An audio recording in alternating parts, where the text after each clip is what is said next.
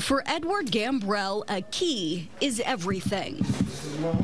It means a place to stay, a home. Gambrell recently lost his home to a fire, and if not for the Red Cross house, it's unclear where he'd be today. I was lost for the first time in my life. I didn't know which way to turn until I came here. Thank God for that. The Red Cross house in University City has helped those like Gambrell for 15 years. People displaced by fires, floods, and other disasters, and many losing more than just their homes and possessions. Sometimes people come here, they lose lives, and we are glad to just be here to help them. The Red Cross House does more than help. The organization provides its services for free. A room and bathroom for the entire family, 3 meals a day, areas to de-stress, and information on everything from finances to housing, even trauma and loss counseling. We help them focus and move forward. The Beltleys never expected to find themselves here. No one does. But they've now been displaced not once, but twice by fire. They treated us like gold. They were great. I love them. They say that home is not a place, but a feeling, where the heart resides, somewhere breakfast is served with a smile. And at the Red Cross house, you'll see plenty of happy faces, despite the tragic stories. We lost everything. I didn't even have a pair of underwear. You know what I mean? Everything was gone, except for what I had on my back. Michael Beltley watched his Frankfurt home burn last month. He and his wife had nowhere to go, so the Red Cross took them here, a 26-room refuge in West Philly, serving victims of fire, house collapse, or flood. They're lost. They're like, where do I go from here? Darlene Williams shows off the rooms. Most guests stay for just a few weeks. During the winter, nearly every room is booked. In red and all for a good cause. The American Red Cross Philadelphia chapter held its annual Red Ball tonight at the Link.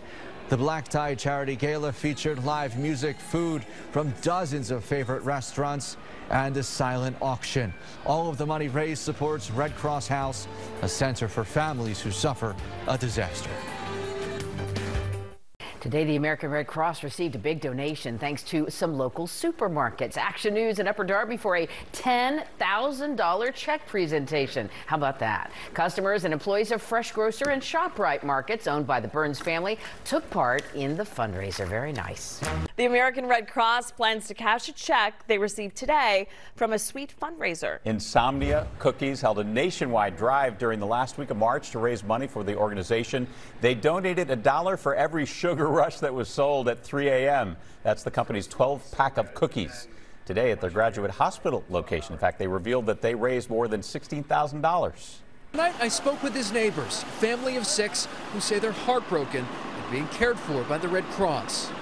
We do that by partnering with local fire companies and go out door to door canvassing high-risk areas with Red Cross volunteers to do in-home fire safety training, check existing smoke alarms, and then we install 10-year lithium battery smoke alarms.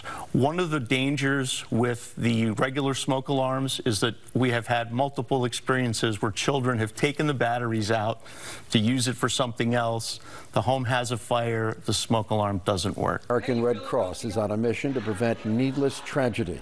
Dozens of volunteers helped kick off the Sound the Alarm event in West Philadelphia this morning. They then canvassed neighborhoods installing free smoke alarms.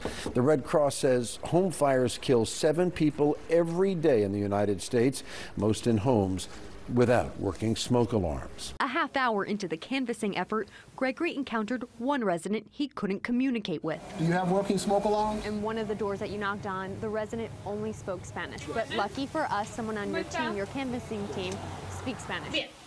A ver, le explico. Lo que estamos haciendo es probando si usted sabe si su alarma del incendio funciona. Why is it important to make sure you include Spanish speakers in this effort? Well, because when we canvass the neighborhoods that we're going to come out and do the alarms and the homes made safer.